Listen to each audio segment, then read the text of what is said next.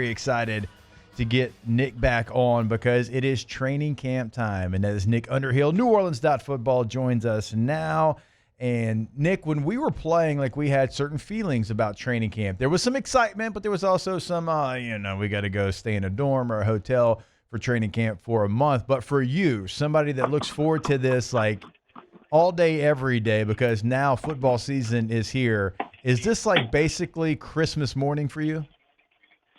Yeah, I mean, it's definitely the most exciting time of the year. And I think this one's maybe even a little more exciting than, like, it has been in previous years because it's just the weight of, the disappointment with Dennis Allen and Derek Carr and, all this stuff isn't on it right now.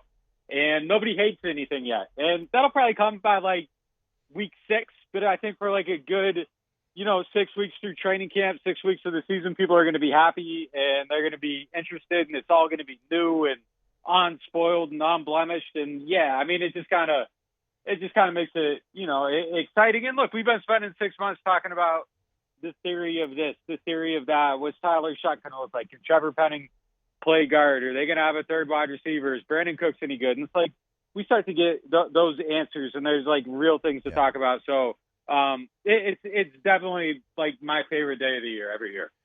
Does the Tyler Shough guaranteed contract, might as well just dive right into it, does that do anything for the competition? Because for me, on the outside looking at, like, it doesn't, because second round picks now are getting guaranteed deals. That's just kind of what it is. And it's only $11 million. Like, I know a lot of people, like, they saw that, like, oh, Tyler Shough, starting quarterback now.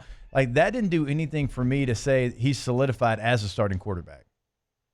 No, I mean, I don't think that changes anything at all. I mean, the way that kind of got framed by a lot of people was very weird to me.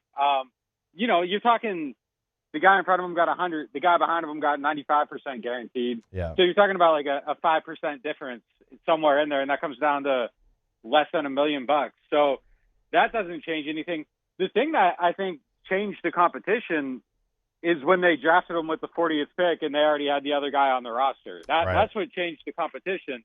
And, I think the thing people don't realize is look, it's very possible that Spencer Rattler goes out here and he just looks amazing and he wins the job. But, like, he's going to have to knock him out. Like, he has to knock out Tyler Shough. He does not win a decision. Right. He does not win anything that's close. Like, basically, the judges for this fight have been bought off. It's a crooked fight, and you're going to have to put Tyler Shough on the mat. And that's the only way Spencer Rattler wins this. And he might, but, I mean, when you make that investment and the other guy's on the roster, it's kind of a very telling thing about the way they're leaning. And they didn't pick Spencer Rattler. They picked Tyler Shough. Like, that's his guy going into this year. Rattler might win it, but, I mean, it's going to have to be a decisive win. And for him to start every game this year, I mean, he would have to be just unbelievable, I think. So I think it's a tough battle for Rattler. Odds are against him. I think it was just a draft pick that did it, not the contract. Oh, it's okay. Hey, while we're talking with back. you, you're back? No, I cut his microphone off. Go ahead. Sorry. Yeah. To follow up on this is, I guess, a two-part question. How does, you say Spencer Rattler has to knock him out? First part of the question is, how does he knock him out? Is it games? Is it practices? Is it both? Because, I mean, a guy can look great in a game and mediocre in practice, and fan base is like, oh, my God, look at this guy dominating the third quarter in, game 2 or 3 of NFL preseason. So, in your opinion, like, what is that knockout punch that somebody has to deliver? I mean, if Rattler gets in there, I think it just has to be whenever he gets his opportunity to get in a game, and he would have to look like a top 20 NFL quarterback when he plays. So if he's starting, week 1, it just has to be so undeniable that when we're coming on here, Tuesday morning after week 1, week 2, week 3, we're all just like, yeah, there's no way you can take him out right now. And, and I think you just have to keep up that momentum throughout the season whenever he gets that opportunity, because like they want to go to Tyler Shough. They want to find out what they got. They want to see this guy that they looked at, they evaluated, they scouted, and saw something in.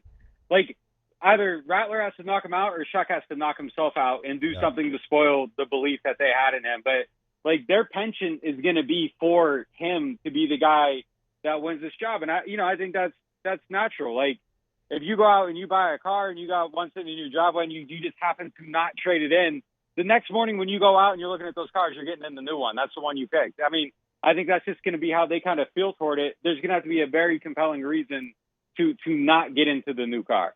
Yeah. Do you think Tyler Shough has to lose it in order to not be the day one starter?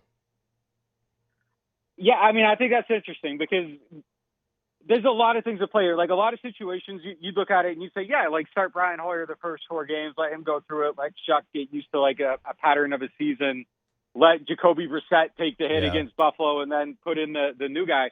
But we're talking about a situation where like they don't have Brian Hoyer. They don't have Jacoby Brissett. Like this is 2 guys that have never won a game.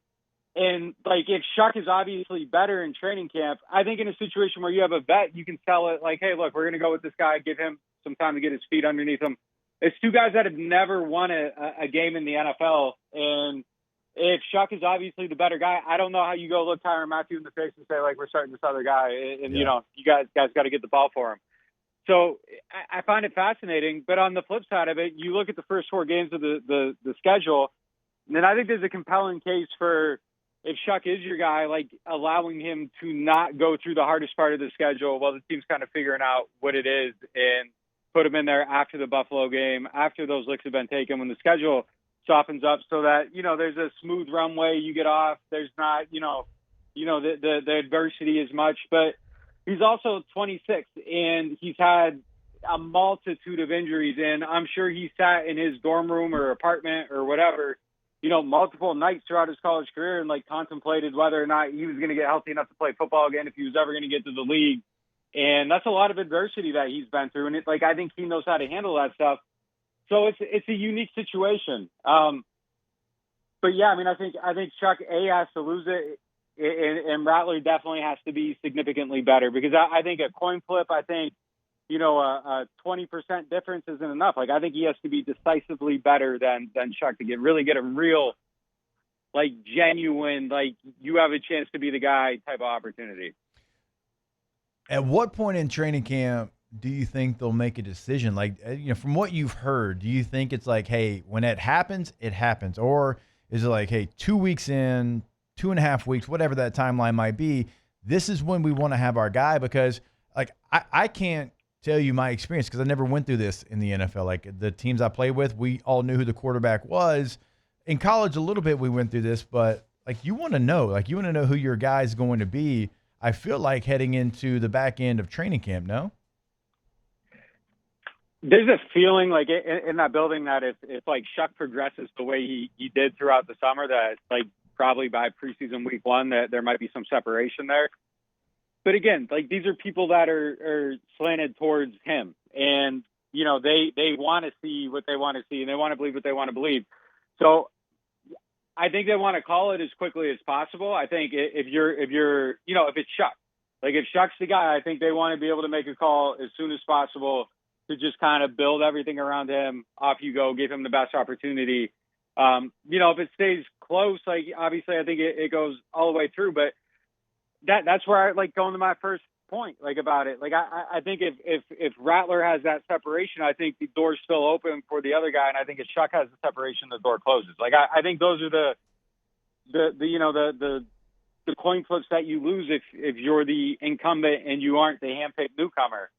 So I think that they want to call it as quick as possible. I think it probably at least goes through the first preseason game. I don't know what it has to look like to be convinced for it. I just don't. As I handicap it, I don't know that I can like envision like a clear winner out of the. Like I thought Rattler looked really good all summer, and honestly, I think he's a little bit ahead going into it. I don't know what they would have to see to call it, but I think they want to call it as quickly as possible. Let's play the what if game. And I know you want to probably stop talking quarterbacks, but we're not going to let you. So let's play the. This is all we're going to do for months. I'm ready for it. That's right. We're just getting you ready. We're getting you ready. All right, so let's play the what if game. What if both quarterbacks continue to progress, continue to look good, and they're both having success, not only in practice, but in games? So I would assume we might get in a situation where, hey, you know what? Spencer, you start game 1 preseason. Shough, you start game 2 preseason. But they both have equal success. In some crazy, far-out scenario, Can you 100% count out that they would not start a season in a dual quarterback situation? I think they want to find out what they have. I mean, I can't rule that out for sure. And look, if both these guys are really good and they're both viable NFL starters, there's kind of a benefit to showcasing both of them too, just so that you could maybe trade one, when there's an injury before the deadline or something. So I think all that stuff is on the table. I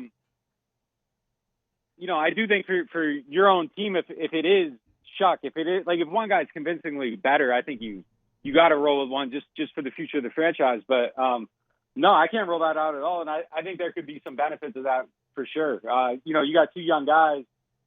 If they're both not the worst starter in the league, like there is some trade value there somewhere.